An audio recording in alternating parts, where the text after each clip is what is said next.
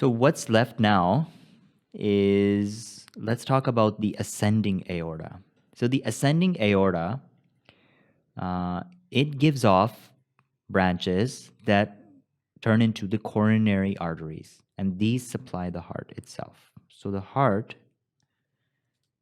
inside the cavity, the heart is supplied by the aorta itself, where it's coming out from. The coronary arteries supplying the heart.